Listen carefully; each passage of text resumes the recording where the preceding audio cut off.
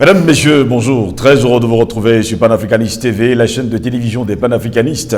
Tous les jours, nous vous rapportons le meilleur de l'information sur un plateau d'argent. Et d'ailleurs, la grande interrogation de ce jour, crise ukrainienne, Poutine accusé de crimes de guerre. Biden est-il lucide? C'est notre grande interrogation. Rappelons déjà, Mesdames, Messieurs, que le président américain Joe Biden a pour la première fois accusé son homologue russe Vladimir Poutine de mener un génocide en Ukraine. Mot jusque-là employé par le chef de l'État ukrainien, Volodymyr Zelensky, mais jamais par l'administration américaine. Oui, j'ai appelé ça un génocide, a dit Joe Biden à des journalistes lors d'un déplacement dans l'Iowa, quelques heures après avoir évoqué ce terme lors d'un discours consacré à la lutte contre l'inflation. Il est de plus en plus clair que Poutine essaie simplement d'effacer l'idée même de pouvoir être un Ukrainien, a développé le président américain. Si les avocats au niveau international trancheront sur la qualification de génocide, pour moi, cela y ressemble bien, a-t-il assuré. Alors, nous nous interrogeons donc ce matin encore, est-ce que le président américain est lucide lorsqu'il prononce le mot génocide, parlant justement de Vladimir Poutine et surtout de crimes de guerre? Pour nous accompagner au cours de cette autre édition de Parole panafricaniste, le président Banda Kani. Président Banda Kani, bonjour, bienvenue à vous. Bonjour mon cher gosse. Je vous souhaite beaucoup de courage parce que je sais que vous passez un peu vous gérez des situations complexes. J'ai une pensée pour votre épouse et tout ce qu'elle traverse en ce moment. Donc je voudrais vous apporter toute ma solidarité et tout mon soutien dans ce moment difficile. Je suis très content, mon cher gosse, de vous retrouver dans le cadre de notre média Panafricaniste TV, oui, qui est une alternative à la chasse à l'homme que nous subissons.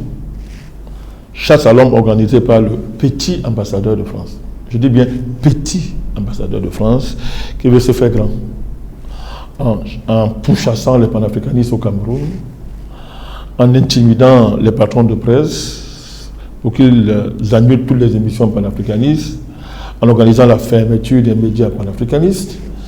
Voilà ce à quoi la Ligue se livre, l'ambassadeur de France, avec la complicité des hommes d'affaires sans envergure. Ça a été le cas pour DBS, où M. Dampolo a accepté les pressions, les menaces de l'ambassadeur de France pour supprimer notre émission qui passait sur sa chaîne. Moi, je ne peux pas laisser faire des choses comme ça. Oui. On ne peut pas se taire devant des choses comme ça. Le monde entier doit savoir qu'au Cameroun, il y a un petit ambassadeur de France qui a décidé, n'est-ce pas, de traquer les panafricanistes. Il ne s'est pas rédigé un droit de réponse. Il n'a pas été en mesure de rédiger un droit de réponse. Il parle même à peine sa propre langue. Alors, nous l'avons démontré à Monde Vision. Ça l'a mis complètement en furie. Après ces manœuvres au niveau du CNC qui n'ont pas marché, ils ont décidé de faire pression sur le patron de DBS, propriétaire de DBS, pour que, n'est-ce pas, on chasse les panafricanistes et qu'on ferme l'émission phare de cette chaîne de télévision. Nous prenons le monde à témoin pour dire que voilà les donneurs de leçons. Les gens qui prétendent être des démocrates, des gens qui font la promotion de la liberté de la presse, la liberté des médias, des gens qui font la promotion de Reporters sans frontières, évidemment qui ne va rien faire, oui, qui va se taire, n'est-ce pas, comme d'habitude. Donc nous prenons une fois de plus le monde à témoin pour dire que voilà le comportement de la France, de son ambassadeur au Cameroun. C'est une honte. Mais nous tenons à signifier à ce petit ambassadeur qu'il est trop léger pour affronter le panafricanisme. La France est très légère pour affronter le panafricanisme. Il n'y a pas de force au monde qui peut se tenir face au mouvement panafricaniste. C'est une déferlante contre laquelle les puissances rétrogrades, les puissances criminelles, les criminocraties comme la France et ses parrains occidentaux ne sont pas en mesure, n'est-ce pas, de faire face. Donc nous sommes très heureux de lancer Panafricaniste TV, oui, qui dans les mois, les années qui viennent, va être un des plus grands médias panafricanistes du monde. Très heureux de vous avoir, président Banda Kani. Notre grande interrogation aujourd'hui, crise ukrainienne, Poutine accusé de crimes de guerre. Biden est-il lucide? C'est notre grande interrogation. Vous êtes au courant d'ailleurs que le président américain a pris langue justement en utilisant le terme génocide, parlant du président russe Vladimir Poutine, que ce qu'il est en train de faire actuellement du côté de l'Ukraine est un génocide et qu'il faudrait que les avocats du monde entier se saisissent de l'affaire pour que le monde entier sache, il faut le dire ainsi, que Poutine est un génocidaire. Au-delà de ce que vous appelez Joe Biden, Ce truc, on ne sait même pas à quoi il ressemble. Et il est démontré depuis des mois qu'il n'est pas lucide. Il est sénile, profondément sénile. Il a moins de 2 minutes par jour de lucidité. C'est connu. Il confond tout. Donc ce n'est pas sur lui qu'il faut insister. Il faut insister sur l'État américain. Oui. Et le système occidental, sur le plan politique en général. C'est de cela qu'il s'agit. Nous sommes là en face d'une manifestation phénoménale de ce qu'on appelle l'Occident.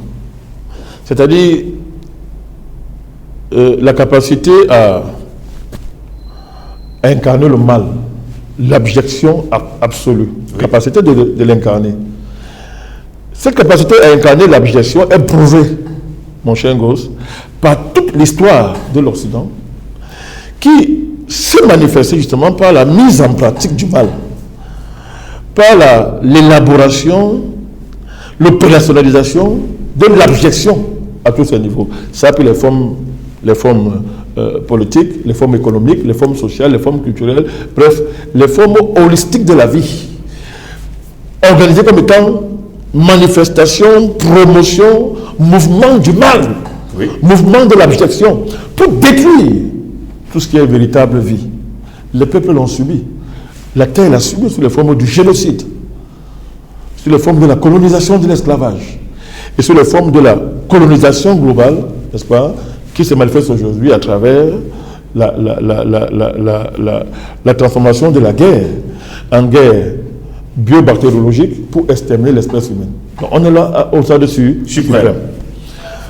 Durant tout ce parcours historique, l'Occident a toujours dit qu'elle incarnait le bien.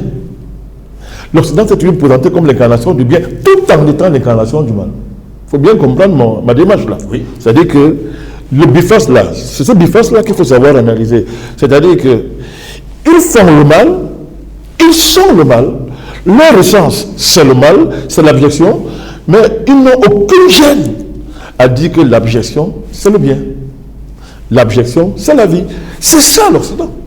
Mais quand on a compris ça, on a surpris que un malade mental, un dépravé, une pourriture, comme Joe Biden, à la tête d'un État pourri, l'État le plus criminel de l'histoire de l'humanité, l'empire le plus criminel de l'histoire de l'humanité, soit très à l'aise pour insulter quelqu'un dans des termes qu'il ne maîtrise même pas.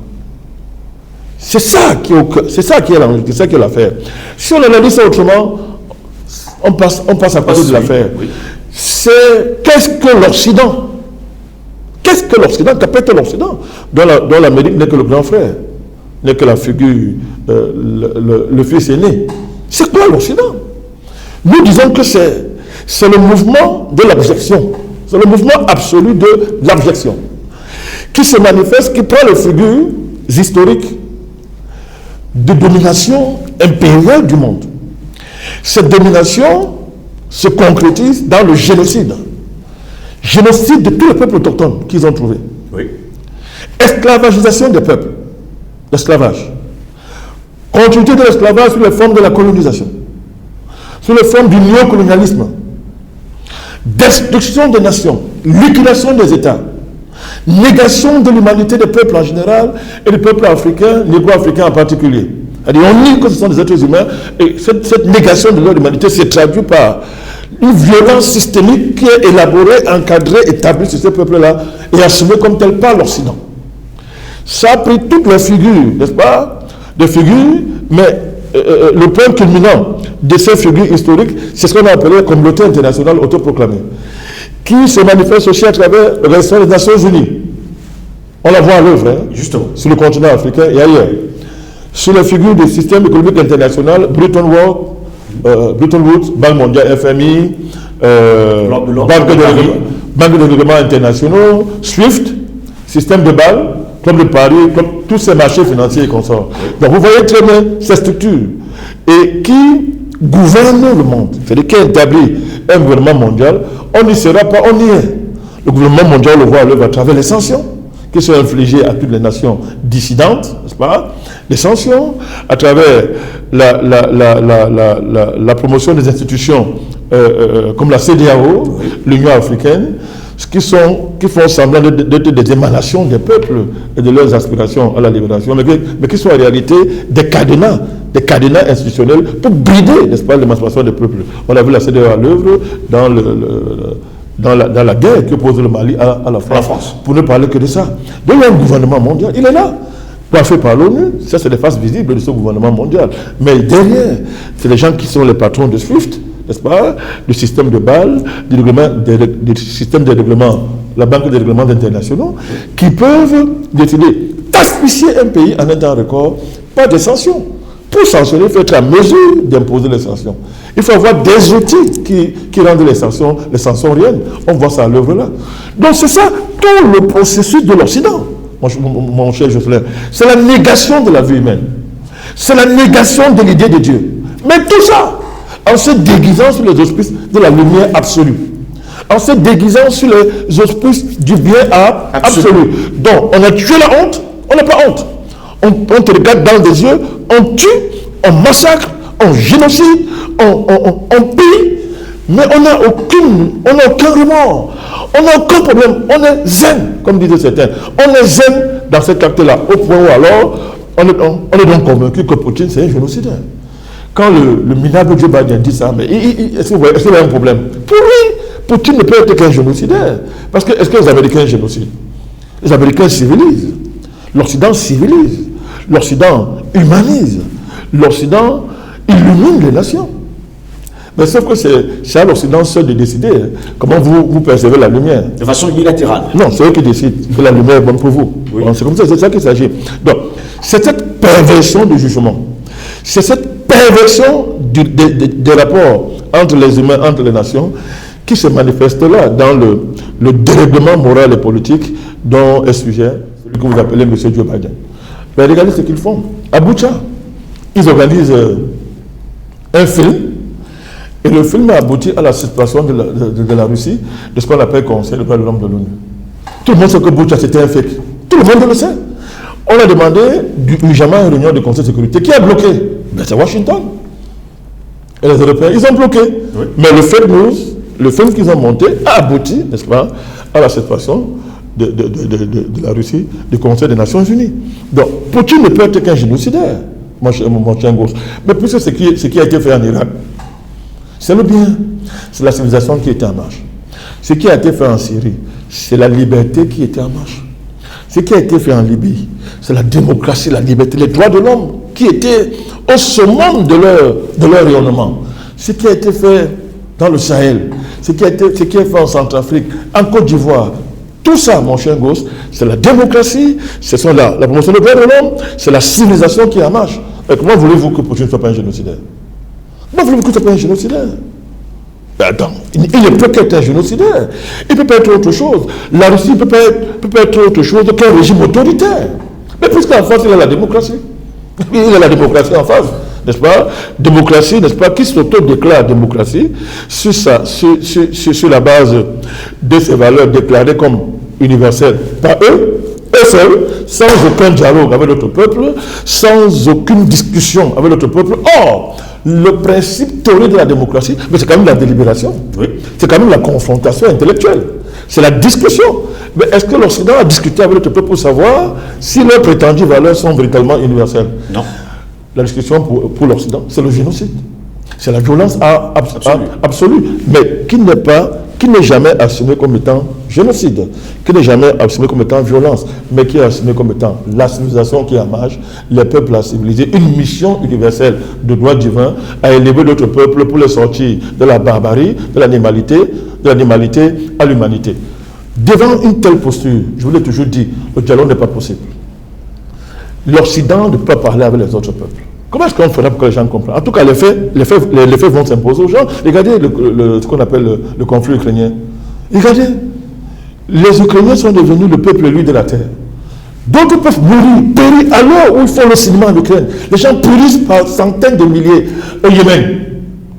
Israël massacre les Palestiniens matin, midi, soir, tous les jours. Il ne connaît pas de l'ONU.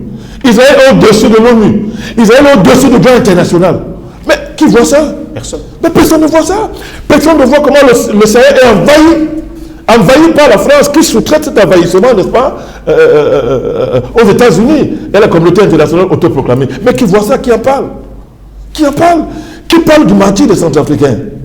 qui parle de ce qui se passe en Côte d'Ivoire. On a arraché un pays à ses propriétaires, à plein jour. Mais on nous oblige d'écouter matin, midi, soir, un délinquant dépravé comme Zelensky. Mais c'est ça. Alors, ça les choses sont claires.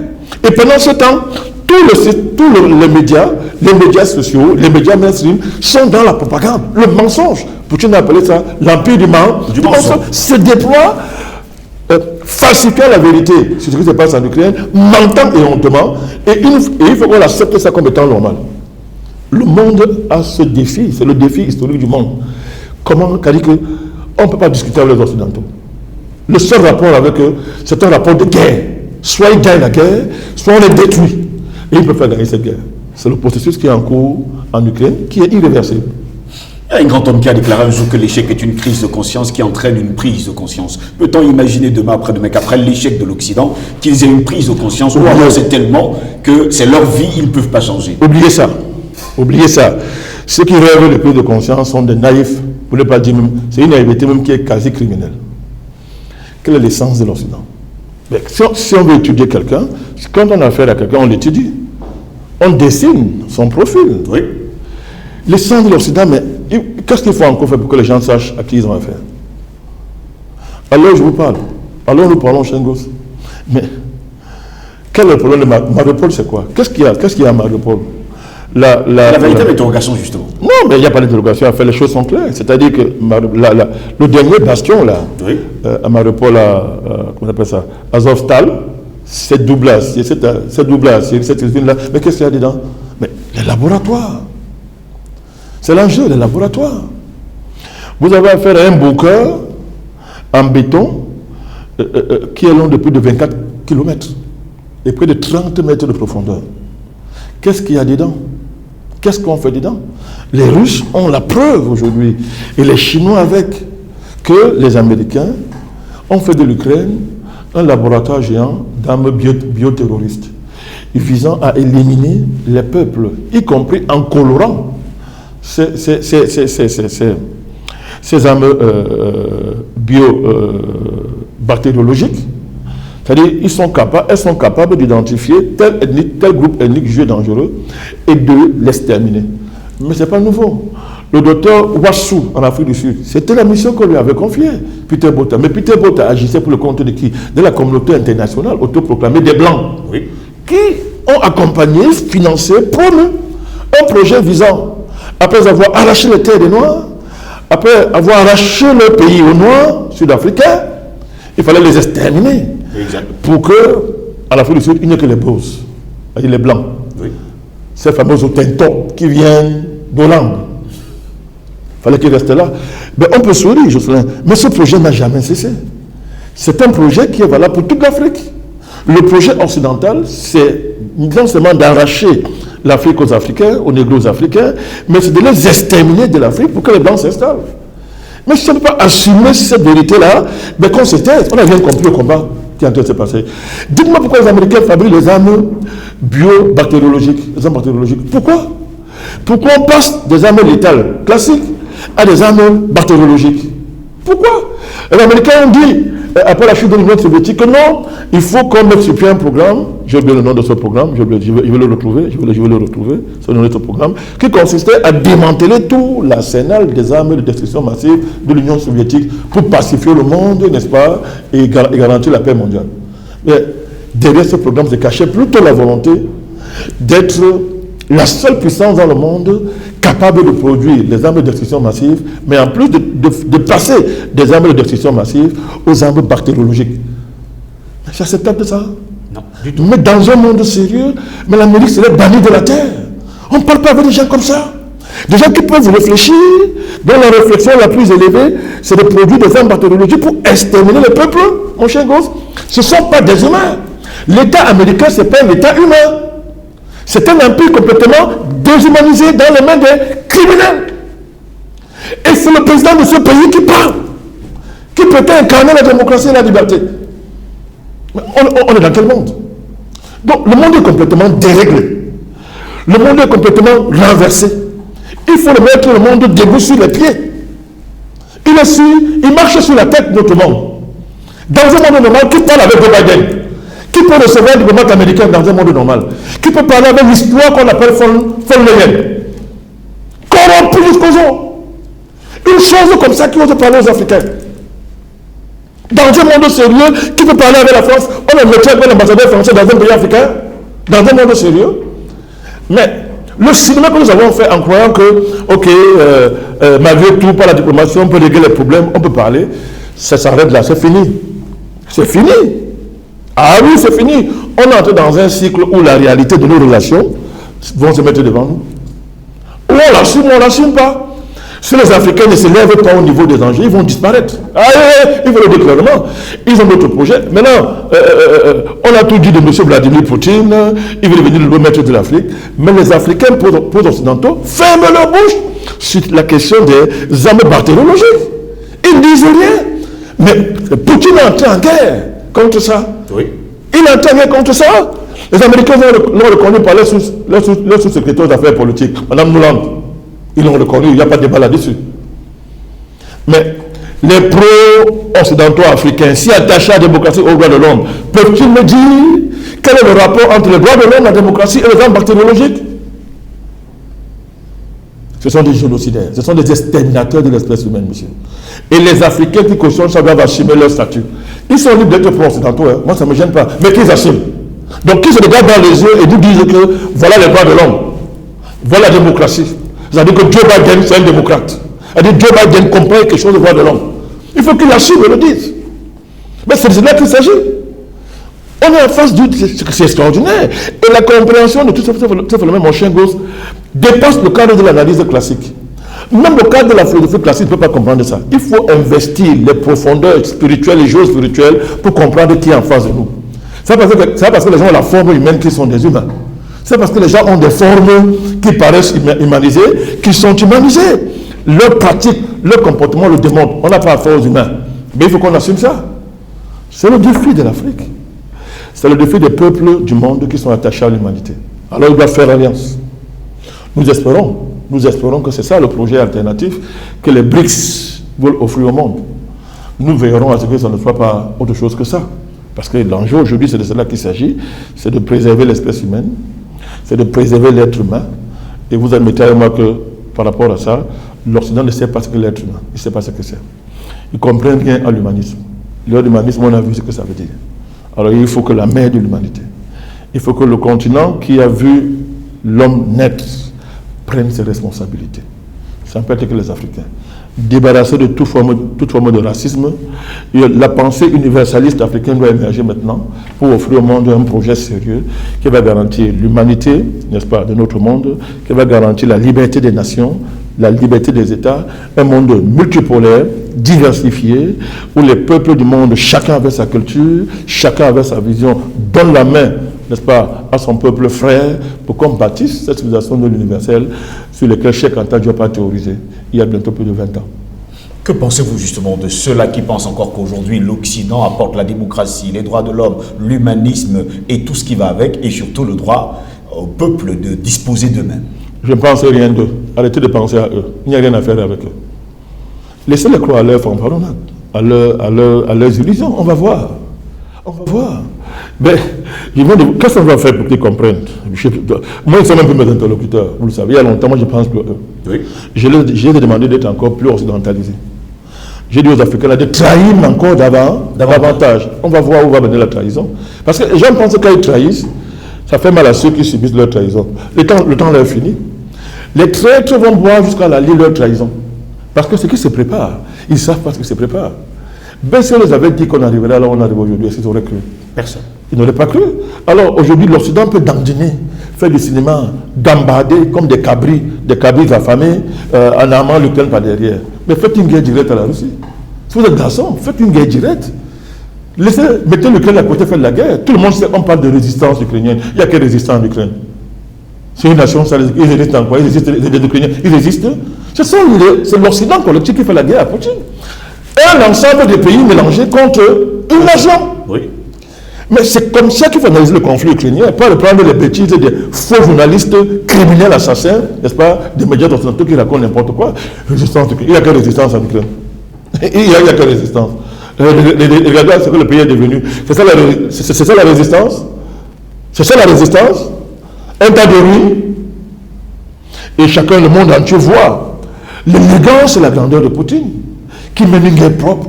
Il mène une guerre quasi propre. Il n'y a pas de guerre propre. Mais il mène une guerre quasi propre. Avec beaucoup de retenue. Ça aurait été les Occidentaux qui étaient à Mariupol, où on soupçonne la présence de près de 300 agents spéciaux occidentaux. Américains, Français, Suédois, Grecs, Allemands, plein sont là-bas. Ils sont là-bas. Ça aurait été eux. Qu'est-ce qu'ils auraient fait? À Sarajevo, n'ont-ils pas bombardé un immeuble qui abritait des journalistes occidentaux? Après, ils ont dit que c'est une erreur collatérale. Et ils ont demandé à Reporters sans frontières de fermer la bouche. Ils ont fermé la bouche. Reporters sans frontières, ils ont fermé la bouche. C'est là que Poutine gère sa guerre. Ils n'ont même pas moyen. Tellement ils n'ont rien sous la main. Ils inventent des fake news, ils fabriquent des cadavres, ils déposent. Hein, parce qu'ils veulent à tout prix, oui, ils veulent à tout prix mouiller quelqu'un qui est en train de faire une guerre propre. Si vous êtes garçon, comme on dit chez nous en Afrique, déclarer la guerre à Poutine, directement l'affronter. Mais chacun sait ce que ça veut dire. Chacun sait ce que ça veut dire. Alors aujourd'hui, ces gens font le cinéma là, ils essaient de faire de cette guerre une guerre asymétrique là, localisée en Ukraine, parce qu'ils savent que s'engager dans une guerre avec Poutine, c'est leur propre fin.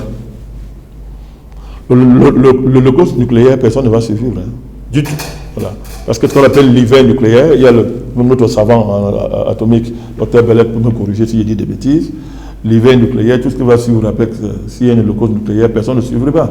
Or, y compris eux. Oui. Y compris eux. Mais malheureusement, tout leur plan, n'est-ce pas, n'arrivera pas. Tout ce plan voulant à tout prix une troisième guerre mondiale. Ils sont en train de perdre, c'est de là qu'il s'agit. L'Occident préfère détruire l'humanité que d'être déclassé de son piédestal de première puissance mondiale depuis au moins 600 ans. C'est ça le problème. Mais ce déclassement est inévitable. Ils voient Poutine, c'est pas Poutine, c'est l'histoire. Poutine n'est qu'un agent de l'histoire. Et quand on regarde l'histoire, qu'est-ce qu'on voit derrière? Le vrai Dieu. Le vrai Dieu.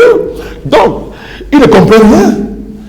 À défaut de déclasser, ils disent, on meurt tous, on gagne tous, on fait la guerre mondiale. Le chantage, là, ça ne marchera pas. Ils vont apprendre à être soumis. Ce qu'ils ont infligé au peuple de la terre, ils vont subir ça. Ils vont être colonisés. Ils vont être esclavagés. C'est la loi sacrée de l'univers. C'est le principe de l'univers. L'univers tient là-dessus. Ce que tu fais, ce que tu sèmes, tu vas récolter. L'Occident a sémé la haine. Il a sémé le crime. Il a sémé la guerre. Il a organisé l'holocauste de l'humanité. Ils vont subir ça. Ils vont subir ça. Par la voie réparatrice des forces inconnues de l'univers que nous appelons le vrai Dieu qui tient l'humanité, qui tient le cosmos. Ils vont subir, mon cher gosse. C'est de ça qu'ils ont peur. C'est pour ça qu'ils brûlent les pistes. Ils bavardent sur la démocratie. Ils jacassent. Ils sautillent comme des vierges excitées, n'est-ce pas, qui n'ont pas d'homme. Bon, maintenant ils vont avec les femmes vont avec les femmes, l'homme va avec l'homme, ils ont tout ce qu'ils font. Mais ça ne va pas satisfaire le feu qui les brûle à l'intérieur. Parce qu'ils ont perdu leur humanité. Oui, il y a un crime noir qui brûle à l'intérieur. Le vide abyssal qui est de l'intériorité qu'ils subissent parce qu'ils sont vides. Mon cher gosse, ils ont cru que développer la matière à l'extrême pouvait remplacer le bonheur intérieur qui vient des valeurs humaines, qui vient du vécu humain. Partager avec le frère, partager avec la sœur, aimer l'autre. N'est-ce pas? Ils ont cru qu'on pouvait remplacer ça par la fuite en avant matérielle. Ils sont des gens technologiques. Et bien, ils sont rattrapés. Plus ils ont développé la matière, plus ils ont développé la technologie, plus ils sont vides. C'est pour ça qu'ils se suicident dans des valeurs dépravées. Homosexualité, ça rendra personne heureux. Le lesbianisme, la zoophilie, n'est-ce pas, tous ces dérèglements-là qu'ils essaient de promouvoir en termes de liberté ne vont pas les rendre heureux. Mon cher gosse, quand le soir tombe à la Maison Blanche, Biden est malheureux. Vous me comprenez? Joe Biden est misérable parce qu'il n'a pas de vie. Il n'a pas de vie.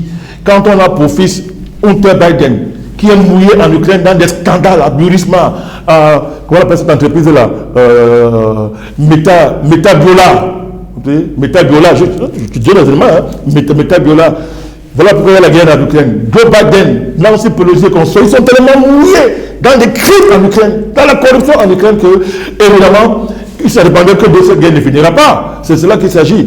Quand le soir tombe, Joe Biden est misérable. Comme un misérable celui que vous appelez président de la France. Comme un misérable la présidente de l'Union européenne. Parce qu'après avoir gesticulé devant les gens, la nuit se retrouve devant leur miroir. Mon cher Ngo, ce sont des misérables. Ils n'ont pas de vie. Merci. Merci à vous, Président Banakani, d'avoir été des nôtres encore aujourd'hui. Moi, je vous remercie. Mesdames, Messieurs, c'est ici que s'achève cette autre parole aux panafricanistes. N'oubliez surtout pas, restez sur notre chaîne Panafricaniste TV, la chaîne des panafricanistes. Bonne journée à toutes et à tous.